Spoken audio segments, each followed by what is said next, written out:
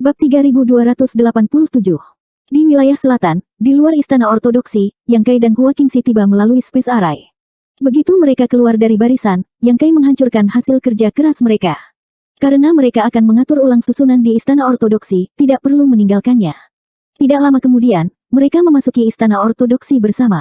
Yang Kai memindai area itu dengan Divine Sense-nya dan merasakan bahwa banyak orang bergerak di istana ortodoksi.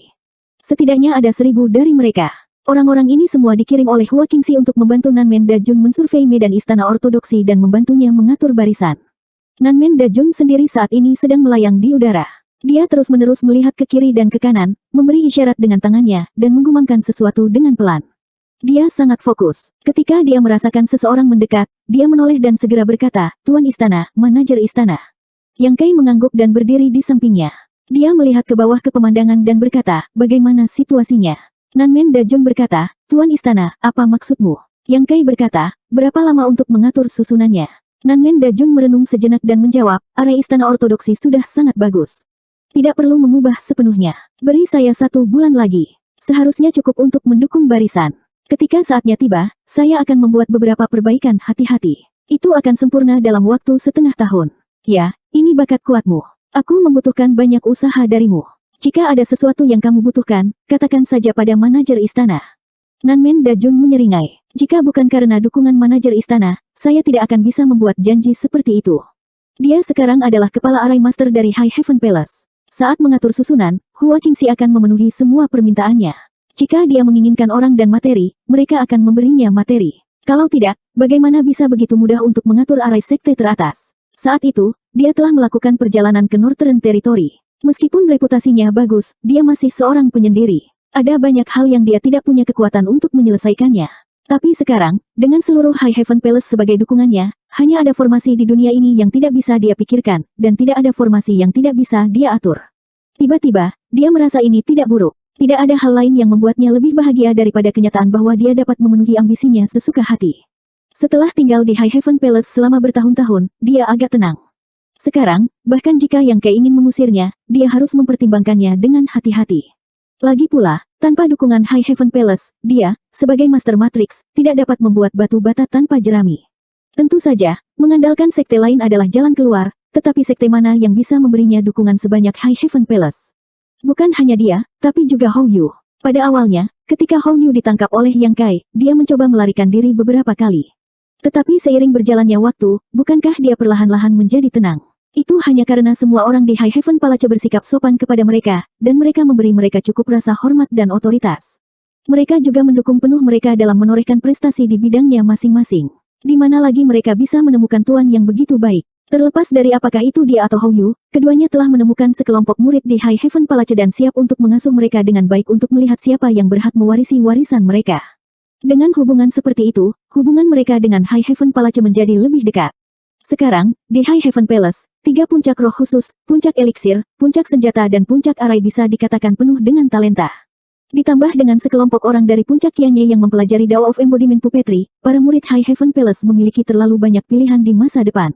Tidak menyukai budidaya, itu baik-baik saja. Alkimia, penyempurnaan senjata, formasi arai, wayang perwujudan, akan selalu ada yang cocok untuk mereka.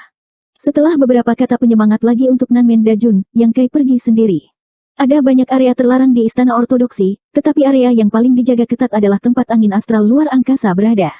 Daerah ini dijaga oleh lapisan formasi. Jika penyusup tidak diizinkan, mereka akan mati atau terluka.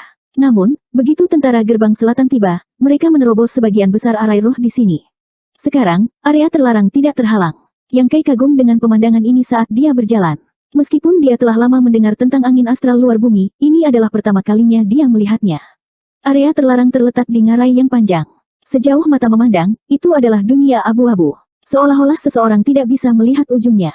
Di sekitar ngarai, suara angin bersiul sangat menakutkan. Tebing di sekitarnya penuh dengan bekas luka, seolah-olah telah ditebas oleh pedang atau pedang. Ini tidak ditinggalkan oleh pedang atau pedang, tetapi oleh kekuatan angin astral luar bumi. Yang Kai menyipitkan matanya dan mengamati sebentar. Ketika dia menyelidiki dengan Divine Sense-nya, dia tidak bisa menahan perasaan seolah-olah dia telah ditikam oleh pedang atau pedang. Angin astral luar angkasa yang ada di mana-mana tampaknya mampu memotong Divine Sense-nya menjadi berkeping-keping. Untungnya, Divine Sense-nya kuat. Kalau tidak, dia mungkin terluka. Tanpa ragu-ragu, dia melangkah ke ngarai. Ketika dia melangkah keluar, seolah-olah dia telah memasuki dunia lain. Udara di sekitarnya mengalir dengan cepat, menggulung semburan angin. Angin sepoi-sepoi yang tak terlihat dan bodoh tampaknya telah menjadi sabit yang tajam, memotong tubuh Yang Kai berulang kali. Pakaian di tubuhnya tidak memiliki perlindungan sedikit pun. Bahkan perlindungan Yang Kai terhadap Kaisar Qi diabaikan. Angin astral yang ada di mana-mana langsung melewati Kaisar Qi dan bertindak pada kulit dan daging Yang Kai. Penemuan ini membuatnya mendecakkan lidah karena heran. Dia berpikir dalam hati, tidak heran tempat terkutuk ini bisa melunakkan tubuh. Bahkan seseorang yang sekuat dirinya, perlindungan Kaisar Qi, tidak bisa berbuat apa-apa di sini, apalagi orang lain. Jika dia ingin menahannya, dia hanya bisa mengandalkan kekuatan tubuhnya untuk melawan. Dia tidak tahu dari mana angin astral luar angkasa di ngarai itu berasal. Itu tidak ada habisnya. Tubuh Yang Kai kuat, jadi dia secara alami tidak takut dengan luka yang lemah. Dia menerjang angin astral dan berjalan selangkah demi selangkah ke ngarai. Saat dia berjalan lebih jauh, angin astral menjadi semakin kuat. Di tebing di sekitar ngarai, lubang muncul satu demi satu. Ada yang besar, ada yang kecil. Lubang besar cukup besar untuk menampung 7 atau 8 orang, sedangkan lubang kecil hanya bisa menampung 1 orang. Yang Kai menebak bahwa lubang-lubang ini ditinggalkan oleh para murid istana ortodoksi. Ketika seseorang datang untuk berkultivasi, mereka akan selalu menghadapi bahaya. Begitu mereka merasa tidak bisa menahannya, mereka bisa bersembunyi di lubang terdekat untuk menyembuhkan. Semakin jauh dia pergi, semakin kuat angin astralnya. Namun, Yang Kai tidak merasakannya sama sekali. Sebaliknya, matanya menyala. Ini adalah tempat yang bagus. Dengan yayasan ini di High Heaven Palace, akan mudah bagi para murid untuk melunakkan tubuh mereka di masa depan. Mereka hanya perlu datang ke sini untuk berkultivasi sebentar, dan kekuatan tubuh mereka akan meningkat. Dengan tubuh yang kuat sebagai pembawa, akan lebih mudah bagi mereka untuk melakukan apa saja. Bahkan bisa mempengaruhi kelancaran kultivasi mereka di masa depan. Ngarai itu sangat panjang. Yang Kai berjalan selama 1 jam penuh tetapi masih tidak bisa melihat akhirnya. Namun, angin astral di sini sudah menyebabkan dia merasakan sakit di kulitnya. Kadang-kadang, mereka akan memotong beberapa luka kecil di tubuhnya, tetapi luka itu akan sembuh dalam sekejap, menghaluskan di depan kemampuan pemulihannya yang kuat. Tiba-tiba, ada ledakan raungan yang tertahan di depannya. Yang Kai memiringkan kepalanya dan mendengarkan. Dia tersenyum sedikit dan mengetuk tanah dengan kakinya, meningkatkan kecepatannya sedikit. Tidak lama kemudian, sesosok raksasa muncul di depannya. Panjangnya 78 kaki dan tingginya 50-60 kaki. Petir melintas di sekujur tubuhnya dan memancarkan aura yang sangat ganas dan menakutkan. Sekilas, makhluk raksasa ini tampak seperti badak. Itu memiliki 1 tanduk tajam di kepalanya. Itu menggelengkan kepalanya dan mengibaskan ekornya terus-menerus. Saat angin astral berputar di sekitarnya, tubuhnya yang besar terus-menerus mengeluarkan darah, tetapi tidak mundur. Sebaliknya, itu meraung lagi dan lagi, suaranya mengguncang lingkungan. Huf, huf, huf, seolah merasakan seseorang mendekat, makhluk raksasa itu menoleh dan menatapnya. Kedua matanya, yang seukuran pot besi, berwarna merah darah. Keempat mata mereka bertemu, dan Yang Kai dengan lembut mengangguk sebelum melompat ke salah satu lubang terdekat. Anehnya, begitu dia masuk, angin astral yang ada di mana-mana menghilang. Sesaat kemudian, sosok tinggi dan kokoh muncul. Itu adalah Si Lei. Dengan ekspresi malu, dia bertanya, "Tuan, mengapa Anda ada di sini?" Sungguh memalukan membiarkan Yang Kai melihat wujud aslinya. Meskipun dia lahir di monster race, dia jarang menunjukkan wujud aslinya sejak dia bertransformasi, kecuali dia berada dalam kebuntuan dengan musuh. Meskipun dia tidak bertarung dengan siapapun sekarang, dia mencoba yang terbaik untuk menahan kehancuran angin astral. Citranya masih cukup memalukan. Si Lei secara alami tidak ingin dilihat oleh orang lain. "Aku di sini untuk melihat apa itu angin astral." Yang Kai tersenyum dan memberi isyarat dengan tangannya. Si Lei segera duduk bersila di depannya. Dia menggelengkan kepalanya dan berkata, "Tempat ini tidak buruk. Tuan, adalah keputusan yang sangat bijaksana untuk menginginkan pangkalan ini." Yang Kai mengangkat alisnya dan berkata, "Raja Monster juga berpikir tempat ini tidak buruk." Si Lei berkata, "Tentu saja. Jika Anda memberi saya waktu, tubuh saya akan dapat mencapai tingkat yang lebih tinggi." Yang Kai mengangguk. Ini efektif bahkan untuk Raja Monster. Sepertinya tempat ini tidak buruk. Si Lei tertawa. Tapi tempat ini masih cukup berbahaya.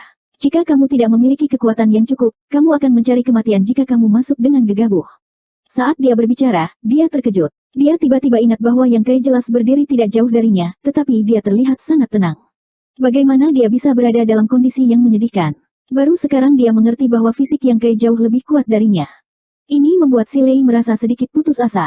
Dia adalah Raja Monster dari Tanah Kuno. Dalam hal kekuatan, dia berada di 3 besar di antara 30 atau 20 Raja Monster. Bagaimana mungkin dia tidak sebanding dengan manusia dalam hal fisik? Alasan mengapa dia, Ying Fei, Xie Wei, dan yang lainnya mengikuti jejak Yang Kai secara alami karena dia adalah keturunan Tianxing. Mereka berharap Yang Kai memiliki hubungan yang baik dengan keturunan Tianxing. Ketika pintu darah terbuka lagi, mereka akan bisa mendekatinya. Tetapi ketika mereka semakin dekat satu sama lain, ketiga Raja Monster menemukan bahwa Yang Kai bukan Kaisar Orde Kedua biasa. Jika mereka benar-benar bertarung, mereka mungkin bukan lawannya dalam pertarungan satu lawan satu. Belum lagi, dia bahkan telah menaklukkan seorang gadis naga. Setiap kali mereka memikirkan hal ini, ketiga Raja Monster diyakinkan. Yang Kai mengangguk. Karena tempat ini berguna bagi Raja Monster, maka Raja Monster bisa berkultivasi di sini dengan tenang. Kamu juga bisa menjaga tempat ini selama berada di sana. Si Lei tersenyum. Itulah yang saya inginkan. Yang Kai mengubah topik. Omong-omong, dari 32 Raja Monster dari Tanah Kuno, aku hanya mengenal kalian bertiga. Aku ingin tahu seperti apa temperamen Raja Monster lainnya. Si Lei menggosok dagunya dan berkata, orang-orang itu. Lagi pula, mereka tidak mudah untuk dihadapi. Ambil Big Bear misalnya. Dia terlihat seperti pria yang berpikiran sederhana, tapi dia penuh dengan trik jahat. Dia berbahaya sampai ke intinya. Dia tampak seperti menderita kerugian besar di tangan Big Bear dan penuh dengan kebencian.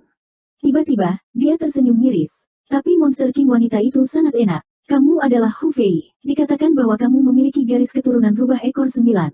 Ceks. Dia bergidik dan berkata dengan serius, Tuan, kamu harus berhati-hati ketika kamu temui monster wanita itu. Jangan tertipu triknya. Pesonanya tak tertandingi di dunia.